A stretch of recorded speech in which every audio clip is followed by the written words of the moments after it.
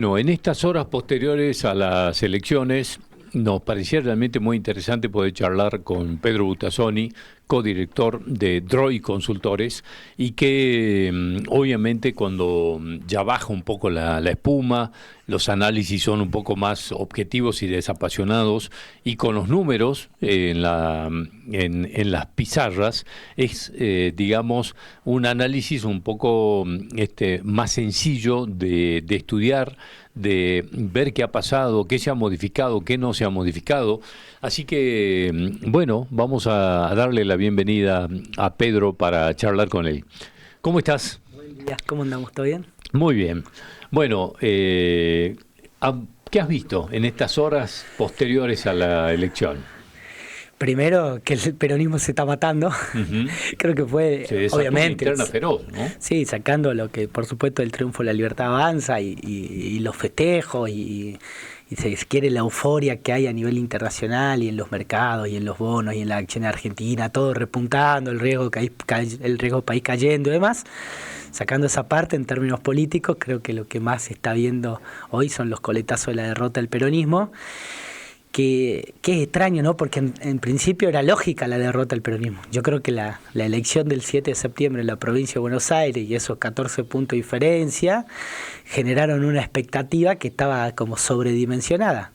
Digamos, hasta esa elección siempre se pensó que el peronismo iba a perder. Si venís de un pésimo gobierno de Alberto Fernández, tenés un presidente nuevo que te bajó la inflación, que con la inestabilidad política y económica que tenía, no deja de ser el cambio y no deja de ser lo nuevo en Argentina. Creo que esa elección de provincia de Buenos Aires te levantó una expectativa que tal vez no era real, ¿no? Que era bien territorial, que era una elección donde los intendentes habían jugado su propio partido, donde la agenda de discusión o la agenda que se había elegido era otra, y pensó el peronismo que podía tener una elección similar, incluso llegar a ganarle a la Libertad Avanza. Y esa sobreexpectativa hoy se derrumba como un castillo de arena y vuelven a resurgir esas internas que habían quedado, no es que habían desaparecido, pero habían quedado como planchadas, ¿no? En el proceso electoral. Esa interna, sobre todo, de Cristina y Axel Kicillof y de la Cámpora y del movimiento que ya no lidera. la disimulan, ¿no? No, ya es, bueno, hoy es, hay una imagen dando vueltas, esa de Máximo Kirchner. Haciendo cara. Haciendo la cara, esa cara que hizo cuando Kicillof le agradece a los intendentes, como diciendo que es una, digamos, una imagen muy fuerte y, digamos, visibiliza a qué nivel está esto para que, digamos, se haga esa cara de Máximo Kirchner a un discurso del gobernador estando ahí, del gobernador Kicillof, sí. Impresionante. No, y a ver, se recupera esa discusión que habíamos tenido hace algunos meses si la provincia de Buenos Aires tenía que desdoblar o no su elección, que fue el primer punto de desacuerdo entre Cristina y Axel Kicillof, que Cristina no quería que se vote todo junto el domingo pasado, y Axel Kicillof terminó imponiéndose, desdoblando, teniendo una buena elección provincial que lo beneficia a él en términos de provinciales, pero que bueno, terminó afectando tal vez la elección nacional. De todas maneras, la realidad es que el peronismo no gana una elección legislativa, no sé, desde el 2000. Perdió 2013, perdió 2015, perdió 2017, ganó 2019, perdió 2021, perdió 2023 y pierde 2025. Tenemos un peronismo que en la última década ha perdido casi todo, excepto la elección 2019 de Alberto Fernández. A nivel nacional y en la provincia de Buenos Aires también. Entonces, también por eso insisto, esto tal vez está sobredimensionado, o está sobredimensionada la expectativa que se había puesto en esta elección nacional, pensando que es un peronismo muy desgastado, que no ha renovado cara, que no ha renovado nombres, que no ha renovado idea, y que viene perdiendo hace rato. Ahora, Pedro, marcaba el mismo domingo, cuando ya estaba el número final de la cantidad de votos que había sacado Fuerza Patria o el kirchnerismo en la provincia de Buenos Aires, vuelve a repetirse el mismo número con el que gana y con el que pierde. Es decir, 3.400.000, 3.500.000 votos viene sacando en las últimas, no sé, 7 elecciones o 6 elecciones, siempre es 3.400.000, 3.500.000, sí. Y esta vez, digamos, sacó 3.500.000 en septiembre cuando ganó, y ahora sacó 3.500.000 cuando perdió, redondeando, pero pierde. Sí. Digamos, Es un fenómeno muy extraño ese. El peronismo tiene un núcleo consolidado. La clave está en los otros espacios que no participaron en esta elección. En la elección provincial tenía una avenida del medio enfocada en algunos municipios que le restaron muchos votos a la Libertad Avanza porque participaban sus intendentes. Digo, eran intendentes con poder territorial que explicitaban su propia gestión con sus candidatos a concejales, con sus candidatos a diputados, a senadores, y en esta no participaron. Fue una de las elecciones más polarizadas de los últimos años. Nosotros venimos de elecciones polarizadas, pero si sumamos los votos de la Libertad Avanza con lo del peronismo, estamos cerca del 80%. Si el peronismo termina sacando, si sumamos sus apéndices, debemos estar casi en los 35 puntos a nivel nacional.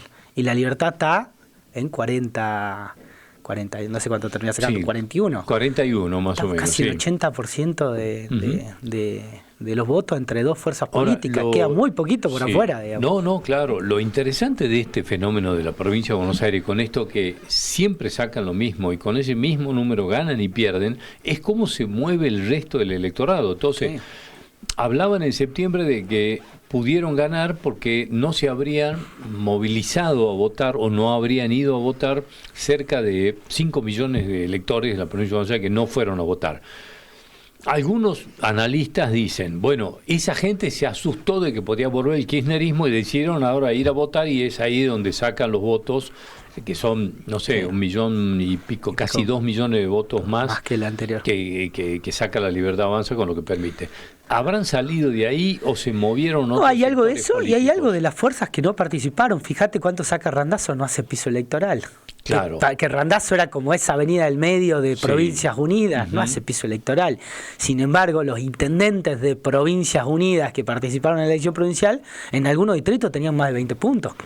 Eso descuenta directamente a la Libertad Avanza, pero porque la elección de la provincia era una elección de abajo hacia arriba. La gente estaba principalmente votando a los cercanos, digamos, estaba votando el intendente, los concejales, diputados, no estaba, si se quieren, el oficialismo nacional la nacionalizó desde lo discursivo. Pero en la realidad la gente fue a votar a favor o en contra de sus intendentes, ¿no? De sus legisladores. En esta elección, todas esas fuerzas del medio que había en la elección de Provincia de Buenos Aires no participaron. Y ese voto no es peronista, digamos, no es kirchnerista. Se fue directamente a la Libertad Avanza. Más un poco de aumento de la participación, en la Libertad Avanza termina recuperando 15 puntos, una barbaridad. Cuando hablamos... diste una frase que me parece que es un componente importante, que es el tema de cuánto voto antikirchnerista hay, digamos, porque hay un voto que adhiere a lo que hace Milei o al gobierno de Milei o a las medidas que quiere impulsar Milei, y hay un voto que vota en contra, digamos, uno vota a favor de lo que es Milei y otro que vota en contra del kirchnerismo, y lo elige, digamos, elige la Libertad Avanza. ¿Hay cómo calcular qué peso tiene cada una de estas dos posiciones que se juntan, digamos, en un mismo espacio, pero cuánto de cada componente hay? Bueno, a ver, con encuestas se puede hacer, y yo creo que hay en las encuestadoras, me parece que las nacionales, las grandes, las que miden todo el país, van a salir a intentar interpretar el voto con preguntas de ese estilo, ¿no? Para ver cuánto de componente a favor del rumbo del gobierno hay y cuánto componente del miedo al pasado. Yo creo que sí se da un mix de 3 cosas.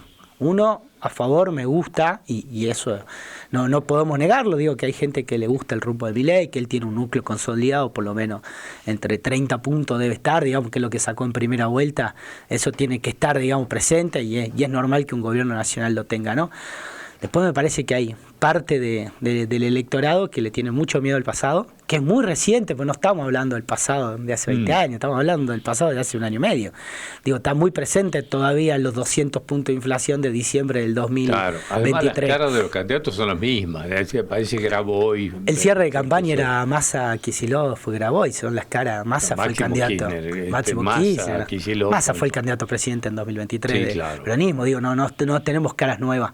Después me parece que fue una elección muy coyuntural. Incluso a usted le debe haber pasado, estaba la sensación de que si Milei perdía todo se iba al carajo, perdón la palabra, sí. Que el lunes este país iba a ser un desastre, que el gobierno no iba a tener el músculo político para aguantar. Yo creo que hay algo que es más coyuntural, que nadie quiere que este país se vaya al tacho tan pronto. Claro. Entonces me parece que hay algo también del miedo al presente. Claro, Sí, che, si Milei no gana, abismo, digamos. Si Milei no gana, este país se va. La mínima estabilidad que consiguió este gobierno, por lo menos en términos de precio, en términos de dólar, ya la veíamos viendo en el periodo previo a las elecciones, que se venía desestabilizando.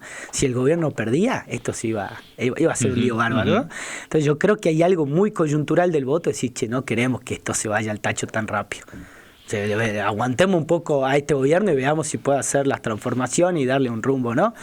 Y después, efectivamente, el miedo al pasado me parece que es fuerte por esto que hablamos, ¿no? El peronismo no ha cambiado cara, no ha cambiado ideas, no ha tenido interna, no ha tenido discusiones. Es como que se mantienen en un status quo como si no le vendría pasando nada al peronismo. Y yo te dije hace rato, no gana una elección. Sacando 2019, no ganó una elección en toda la última década. Bueno, ¿no? viene, lo que pasa es que no se hace el cálculo, pero cómo viene retrocediendo. Ahora tiene una pérdida de cantidad de senadores, de bancas en el Senado impresionante, ¿no? Veríamos un aumento de la Libertad Avanza, pero una pérdida muy considerable. Creo que es la menor cantidad de senadores de la historia del peronismo que va a tener, digamos. Nunca el peronismo ha tenido tan pocos senadores como lo va a tener en este nuevo parlamento a partir de diciembre. Que son 20 y pico nada más. Sí, ya es un partido de minoría, digamos, cuando el peronismo normalmente fue un partido de mayoría o muy cerca de la mayoría, ¿no? Con 2-3 votos te conseguía quórum propio y te podía, incluso en el último parlamento estaba ahí de la mayoría propia y te podía bloquear cualquier decisión del presidente, ¿no? Me parece que está en un momento que yo creo que necesita un proceso interno, ¿no? El peronismo me parece que viene un status quo donde los partidos en cada una de las provincias, el Partido Nacional se ha cerrado, que no hay una interna y no hay una discusión, no sé, ¿desde cuándo? Desde que ganó Kirchner creo que no se ha discutido el peronismo hacia adentro, sí, claro. Se ha mantenido en un status quo y tal vez es el momento de volver a discutir, digamos, cuando el peronismo se ha logrado renovar en la historia argentina es porque ha habido procesos internos, ¿no? Entonces la famosa Menem ganándole a Cafiero. Sí. Si no hubiera existido internet, no hubiera existido Menem, porque Cafiero era el líder absoluto en ese momento, en los 80 del peronismo. Sí, claro. La única posibilidad de que haya existido un Menem es porque existió un proceso interno democrático donde Menem logró crecer y convencer y ganarle en ese momento a Cafiero. Kirchner existió, no hubo interna en ese momento, pero fue una interna abierta en esa elección del 2002, donde 2003, donde gana Kirchner, pero fue una interna abierta, porque participaba Menem, porque participaba Kirchner, porque participaba Rodríguez Sá. Fue una interna, digamos. Bueno, no hubo la interna previa, pero se usó la elección general como una interna. Ganó Kirchner, se posicionó como el líder. Desde ese momento no ha habido discusiones hacia adentro del peronismo. Los Kirchner, bueno, primero Néstor, después Cristina, han liderado absolutamente el espacio y nunca han habilitado discusión ni de ideas, ni de formas, ni de nuevo liderazgo. Me parece que hoy, con la derrota nuevamente del peronismo y Cristina presa, con mucha pérdida de volumen político, están dadas las condiciones para que el peronismo vuelva a discutir y aparezcan nuevas personas que puedan representar mejor una coyuntura que ha cambiado totalmente. Digo, ya no estamos en 2007, 2008, 2009, donde la agenda era otra, donde el mundo era otro. Donde empieza, digamos, un proceso de extinción de lo que son dentro del paraguas peronista, la extinción de sectores, como el menemismo fue y se extinguió como menemismo, siguió el peronismo. Después, bueno, el dualdismo duró lo que estuvo Dualde y se extinguió, y el kirchnerismo se extinguirá seguramente como todo esto otro y quedará el peronismo que se irá reciclando en vaya a saber qué cosa. No, totalmente. Necesita, dentro de sus valores históricos, porque digo, no creo que pierdan esos valores históricos, pero necesitan adaptarse a los nuevos tiempos y eso implica nuevas ideas, nuevas caras, nuevas figuras que puedan representar mejor a un sector de la población que hoy no tiene representación política, digo, porque hoy un 50% de la gente, bueno, vota peronismo, un poco con no muchas ganas, pero no tiene una representación política clara, pero necesitamos tal vez un peronismo un poco más racional para los tiempos que vive la Argentina, que sirva, ¿no? Bueno, te traigo a Salta por un rato. Mencionamos ya ese día que hablamos el día de las elecciones, a mí me llamaba mucho la atención estos 2 festejos, 2 triunfos. Entonces yo digo, hubo 2 triunfos y 2 derrotas, porque si hay 2 triunfos, digamos, la Libertad Avanza festejó que salió primero, El saincismo festejó, salió segundo con una voluntad de triunfo impresionante, digamos, con digamos, una gestualidad de triunfo. Los dos festejaban esta doble derrota del kirchnerismo y de Urtubey, porque yo me acuerdo que, ahora ya lo podemos decir, obviamente, pero en ningún momento de todo este proceso electoral la Libertad de Avanza dejó de estar arriba. No, nunca. Digamos, a pesar de que caían las consideraciones un poco más, subían y todo lo demás, Emilio Orozco siempre estuvo en el tope de las encuestas, y así estaba determinado que iba a ganar. Entonces, ahora ya lo podemos decir. El desafío era quién salía segundo. Sí. Y aquí Sáenz se planteó un desafío él mismo de salir segundo en contra y primero romper la polarización entre mileísmo y kirchnerismo y tratar de meterse segundo para sacarlo el kirchnerismo de la cancha, y en este caso a Urtubey, ¿no? Y lo lograron, que no es poca cosa para lo que vemos que pasó en el resto del país. Entonces, claro, hubo como una celebración que algunos dijeron, ¿por qué celebran si salieron segundos? El tema es que estaban celebrando que digamos, lograron el objetivo que era salir. Nunca se plantearon salir primero. No, nunca. A ver, yo ahí he conversado con gente del gobierno en el proceso y demás, nunca tuvieron como expectativa salir primero. Y si a alguno en algún momento se le ocurrió, era más por exceso de optimismo y que la campaña, viste, te lleva a ser optimista, pero no por una cuestión objetiva. El gobierno ni Fuerza Patria nunca tuvieron posibilidades de salir primero. Es más, el gobierno termina siendo mejor elección de la que se esperaba, porque en general las encuestas, la Libertad Avanza siempre dio 10 puntos arriba de todos, ¿no? Si miramos en senadores, esa diferencia se dio, digamos, el 41, 27, 28 que termina sacando Rollón, pero en diputados acortó mucho. Digamos, ¿no? Biela termina bastante por arriba, como 5 puntos por encima de Flavia Rollón, y Flores termina 3 puntos por debajo de Emilio Orozco, y ahí la diferencia es, si te fijas, es bastante más chica. Y si miramos el mapa provincial de colores, cómo se pinta el senador y cómo se pinta el diputado, es totalmente diferente también, ¿no? En diputados es bastante más rojo que violeta, y en senadores bastante más violeta que rojo. Lo cual ahí hay algo interesante también de corte de boleta que te permite la boleta única, y que la gente, eligió, ¿no? Eligió Orozco Biela. Cortó. Y aquí viene el tema que lo hablábamos, la importancia de tener niveles de conocimiento. Emilio Orozco tenía un nivel de conocimiento muy alto, y Biela un nivel de conocimiento muy alto.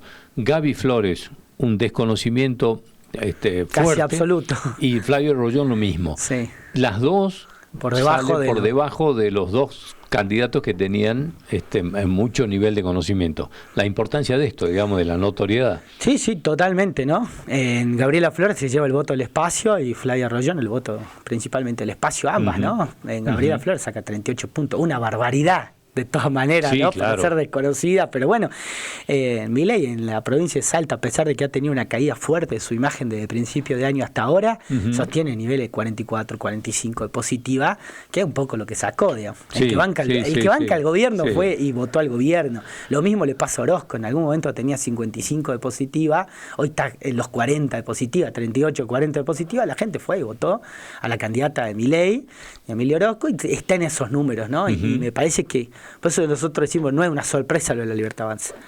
No me parece que haya sido una sorpresa. Lo que pasa es que le tenemos que contar a la audiencia que hay cosas que no se podían decir, obviamente, por la prudencia de la campaña. Aparte, porque varias veces ya le erramos, entonces mejor no hablar tanto. Pero en función de eso, digamos, nunca la Libertad Avanza o Emilio Orozco dejaron de estar primero. No, nunca. Es más, siempre estuvieron primero con mucha diferencia. Emilio Orozco en algún momento estuvo muy por debajo de la Libertad Avanza, de la misma marca, digamos, que la marca se lo llevó, lo que pasó en algún momento con Roque Cornejo.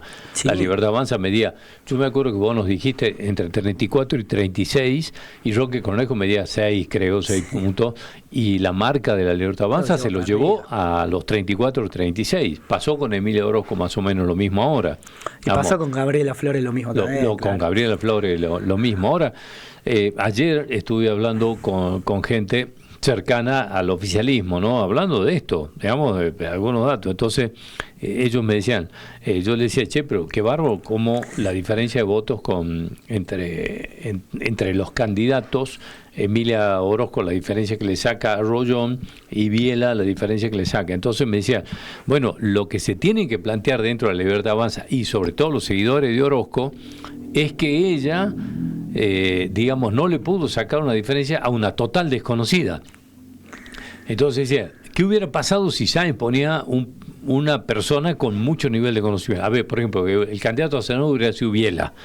Digamos, bueno, ¿de qué estaríamos hablando hoy? Se acercaba, ¿no?, bastante posiblemente. Claro, había quizás otro número, ¿no? Otro número más cerca. No, a ver, Emilia Orozco sacó los votos del espacio, digamos, 2 puntos más posiblemente, capaz que propio de ella, hay gente que la quiere, pero sacó, los 38, casi 39 de Gabriela Flores son votos 100% de espacio. Digamos, sí. No podemos pensar que Gabriela Flores tiene votos propios, que es su primera participación en política, que la conocimos cuando fue el cierre de listas, digamos, ¿no? Nadie claro, en general la conocía. Entonces me parece que están en esos números, que es una ventaja de la Libertad Avanza a nivel nacional, pero pasó en todas las provincias, ¿no? En todas las provincias tenían candidatos. Hubo una oleada violeta, digamos. Vino la ola violeta y se llevó puesto todo. Claro. Ahora tienen el desafío de cómo construyen alternativas provinciales con volumen provincial, digamos, ¿no? Cuando no venga el arrastre de la boleta nacional, en cómo hacen para construir una alternativa Pedro, provincial, la performance, ¿no?, del kirchnerismo en Salta es tremendo. Bueno, ahí hay un tema. A ver, si miramos el histórico, el kirchnerismo nunca le dio bien en la provincia, normalmente cuando trabaja solo. Fíjate las provinciales, ¿no? Las provinciales, viste que el kirchnerismo va solo y siempre le va mal, siempre tiene 11, 10, 9 puntos, depende de lo que hay. Tanto 2023 como 2021 como 2019, que al peronismo le dio bien, sobre todo 2021 y 2023, hubo un peronismo unido, un peronismo que fue en 2021 Estrada Caletti, en 2023 Outes Vega. Debajo de esas dos listas estaba el sector de Leavi y todo el PJ provincial. Claro. Hoy le tenés que restar a los 12 puntos de Urtubey, o a eso que tenía, no tuvo nada de todo el PJ provincial que estuvo en primero los salteños. Sí, claro. Porque lo intervinieron. Y tenés que sacarle los 8 puntos de Leavi. Y los 8 puntos de Leavi. Digo, ¿cuánto tenía el PJ provincial? Y bueno, el PJ provincial tiene la mitad de los intendentes de la provincia, la mayoría de los concejales, la mayoría de los diputados, la mayoría de senadores son del Partido Justicialista de Salta, claro. El intervenido. Todo eso no trabajaron para Fuerza Patria, cuando sí lo habían hecho para Unión por la Patria en 2023 y sí lo habían hecho para el Frente de Todo en 2021. Por eso estuvo arriba de los 30 puntos en ambas elecciones y por eso ganó el Frente de Todo en 2021 y Unión por la Patria en 2023. Bueno, ¿no? Acá hay, digamos, como un solo fracaso grande, digamos, pero hay como tres fracasos que hay que destacar. El de Urtubey primero, el de Berni como interventor después y la decisión de Cristina de intervenir el partido y de armar esta, digamos, la fórmula Urtubey-Estrada, para decir de alguna manera. Bueno, todos fracasos.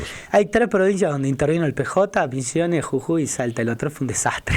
Digamos, claro, los 3 por debajo de los 20 puntos. Jujuy sacó 15 puntos Fuerza Patria. Por primera vez el justicialismo en Jujuy, que ha gobernado 20 años la provincia y demás, no metió un diputado nacional.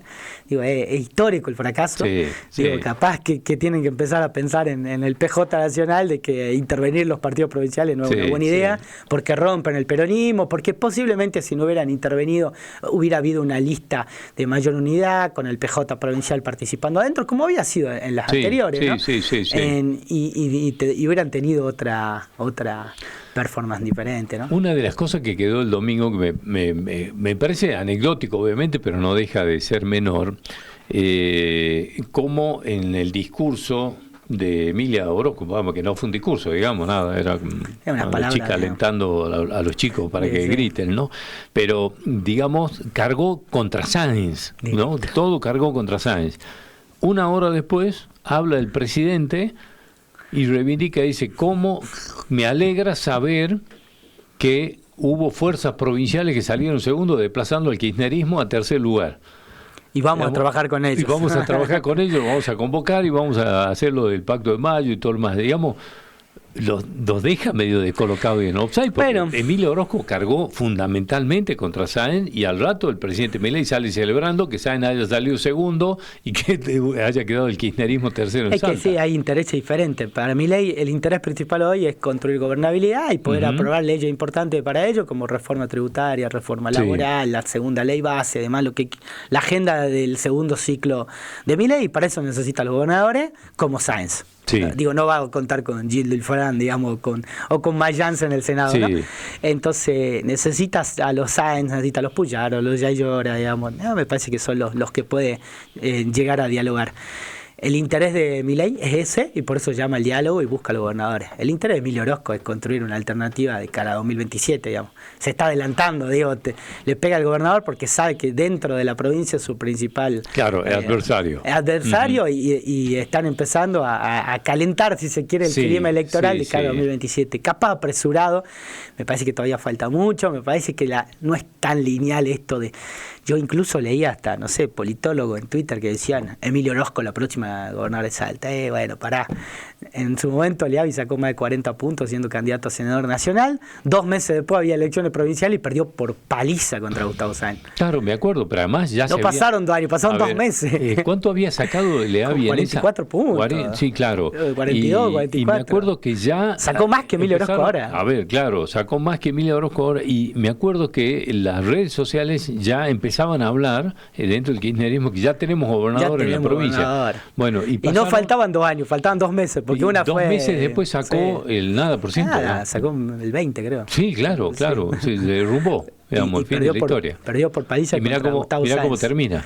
Exactamente. Mirá cómo está terminando. Por eso digo, no hay que adelantarse tanto. Aparte, hay que entender que la Libertad Avanza en Salta todavía no tiene un peso específico propio. Digo, es un frente nacional y la gente lo está votando porque representan a Milei, ¿no? No están votando a Olmedo, Orozco, a Zapata, están votando a Milei. Y si hubiéramos puesto un muñeco de candidato, capaz que no eran 41, pero eran 38, digamos, ¿no? Sí, claro. Entonces, ahora, Pedro, me estoy acordando que en algún momento, que digamos, sé que se enojó en su momento Betina Romero, cuando ella ganó, yo le sugería, no tiene por qué escucharme obviamente, pero hacía el análisis, de que ella debería hacer como un estudio de la composición del voto que la acompañó. Entonces yo decía... Ella tiene un enorme componente que le aportó Sáenz en ese momento, que Sáenz en ese momento se llevaba puesto todo, digamos, pues, una fuerza muy, muy nueva y arremetía, digamos. Entonces estaba todo el sáenzismo. La ola amarilla, de ese momento, que fue muy fuerte, la ola amarilla, y ella que venía, digamos, con una suerte de idea de la gente de que al ser la hija de Romero, que fue un gran hacedor, digamos, sobre todo de obra pública, independientemente de los cuestionamientos, se le reconocía un gran hacedor. Entonces decía, el voto que le aportó Sáenz, el voto que le aportó la oleada amarilla, este prestigio, digamos, que le aportaba ser la hija de Juan Carlos Romero, tenía que estudiarlo y construirlo como un voto propio, ponerse a trabajar en eso. Yo le decía que se había equivocado en no hacer ese análisis y ponerse a eso, a convertirlo en voto propio, digamos, o en músculo político personal, y se equivocó, porque creyó que ya está, que todos los votos eran de ella. Eran de ella, sí. Y creo que acá hay una equivocación también con Emilio Orozco de creer que los votos son de ella. O sea, aquí está también la oleada violeta de la gente que vota por Milei, mucho voto antikirchnerista que votó por eso, para que no gane el kirchnerismo, para hacer perder al kirchnerismo. Bueno, obviamente que debe haber un componente que sí lo vota por ella. Sí, lógico. Pero me parece que alguna gente cercana a ella se está equivocando ya de hacerle creer que todo el voto es de ella. No, a ver, lógico, se entusiasman, hizo una gran elección. Hay una realidad que sí es verdad, tienen un espacio constituido, son la principal oposición en la provincia, van a tener un bloque de legisladores importante en la legislatura provincial, en los consejos deliberantes van a tener representación. Digo, están parados como oposición, eso genera expectativa. Efectivamente, una amenaza para el gobierno provincial, digo, sí, no hay que subestimarlo tampoco en ese sentido. claro. Es decir, hoy el gobierno provincial tiene un competidor. Me parece que son la alternativa al oficialismo provincial. Digo, va a haber gente que lo empieza a mirar como alternativa de cara a 2027 para tener otra opción de voto en las elecciones de gobernador. Pero, insisto, el voto fuerte de La Libertad Avanza está recibido de la ola violeta nacional, de lo que Milei representa y del miedo principalmente a la vuelta al pasado, y se vio por eso muy potente en esta elección nacional y no en mayo. Si no miramos los números de mayo, le fue bien en Capital, un centro urbano muy impregnado de la agenda nacional, ¿no? Muy nacionalizado, si se quiere, Salta Capital, porque es una de las grandes ciudades de Argentina. Pero si empezamos a meternos en el interior, La Libertad Avanza salió segunda en Tartagal, ciudad, segundo en Orán, ciudad, tercero en todo el resto de la provincia. O sea, no solo no salió segunda, sino que perdió contra los dos frente a Gustavo Sáenz. Ahí te das cuenta de que cuando la discusión es una agenda provincial, no tienen ya el mismo peso. Sí, claro, cambia todo. Sí. Ahí está el desafío. Digo, bueno, y ¿cómo además, se plantan? Esto te quería consultar, porque no siempre está configurada la imagen de un candidato legislativo, no tiene una configuración de una imagen ejecutiva. Sí, esto está bien diferenciado siempre. Siempre, ¿no? Hay históricos que le digo muy bien en legislativa, no sé, Guillermo Durán Cornejo, un histórico que le digo bien en legislativa y nunca ha podido ganar un ejecutivo, a pesar de que en su momento era como la estrella del momento. El gran elector, digamos. Claro, vos lo ponía Durán Cornejo y sabía que te iba bien. Sí. Bueno, la única vez que le hicieron participar en una ejecutiva, en esa paso contra Gustavo Sáenz por la intendencia, perdió. Le fue mal. Y en ese momento era la estrella. En términos de imagen positiva, de conocimiento y demás. Y Gustavo Sáenz se lo comió en esa paso y termina siendo el intendente, ¿no? Hay muchos casos así en todos lados de que te tenés que configurar porque los atributos son diferentes. Sí. No son los mismos los atributos de un legislador que los atributos de un gobernador o de un intendente, ¿no? No sé, Lilita Carrió, una histórica legisladora que mucha gente siempre valoró por su función de control, de pedido de transparencia, de poner un freno, ¿no? De cuidado de la República, las instituciones. Pero bueno, cada vez que fue candidata a presidenta, su volumen bajaba notablemente y no generaba las mismas expectativas, ¿no? Nadie veía cómo que podía ser presidenta, ¿no? Y elegían otros tipos de liderazgo. Hay que ver cómo se configura ahora Emilio Orozco a partir del Senado, que te da un poco más de cuerpo.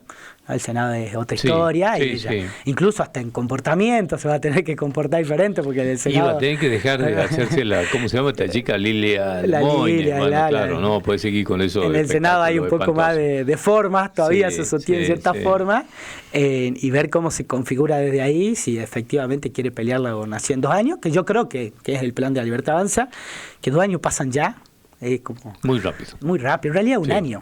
O sea, termina este año, empieza 2026, ese año vamos a tener un pequeño descanso, pero que van a estar trabajando en el posicionamiento, apenas empieza 2027, empezó la campaña, porque además vamos a tener elecciones desde un lado, así que seguramente estemos votando en 2027, en abril, mayo, las elecciones de gobernador. Entonces queda un año, parecen 2 años, pero queda 1 año y medio en realidad. Claro, bueno. Pedro, gracias por venir como siempre. No, gracias a vos. Hasta cualquier momento, hasta luego. Ya volvemos.